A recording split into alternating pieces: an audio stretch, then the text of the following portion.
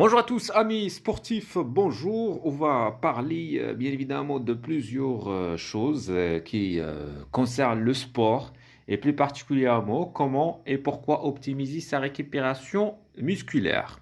Toujours sollicité pendant la séance de sport, le muscle doit se reconstruire et se régénérer avant d'envisager un autre effort. Kevin Lemeur, coach running, vous explique comment optimiser sa récupération musculaire. Pourquoi le muscle est-il affecté après une séance de sport?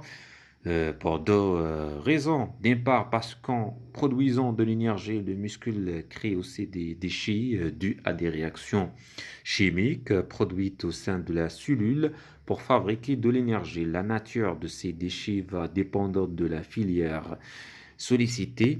Quel que soit le cas de figure, ils attaquent plus ou moins le muscle pendant et après la séance puisque l'activité musculaire se poursuit un certain laps de temps. Autre facteur, l'activité physique crée des micro-lésions musculaires dues à une sollicitation inhabituelle et traumatisante des muscles qu'il convient de réparer au plus vite. Heureusement, dans la majorité des cas indolores, ces micro-lésions peuvent se manifester sous forme de crampes, contractures ou encore courbatures. Ces effets sont-ils édentés, quel que soit le sport pratiqué? Tout dépend de la durée et de l'intensité de l'activité. On distingue deux types de sports. Les sports explosifs, par exemple le box, sprint, sport collectif, fitness, musculation, qui sont brefs mais à forte intensité, et les sports en endurance, par exemple running, vélo, avec effort plus modéré dans la durée.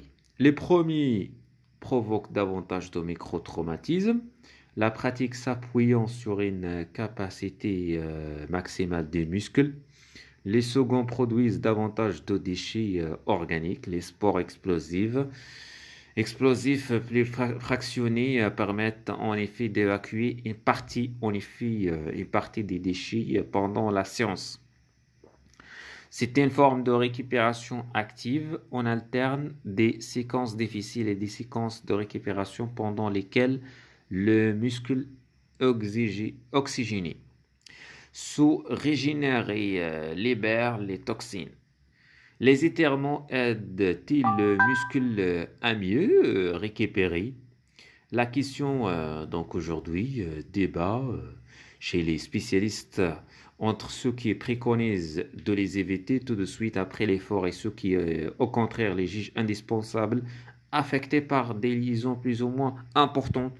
Le muscle est déjà traumatisé, l'idéal serait donc de le laisser se reconstruire pour l'étirer quelques heures plus tard, mais dans la réalité, peut s'astreindre à le faire dans ce délai. Mon conseil mieux veut l'étirer brièvement après la séance avec 2 heures et sans à coup pas du tout. L'idéal serait de réaliser auparavant footing de 10 minutes de l'écrasage pour que les muscles aient commencé à se régénérer.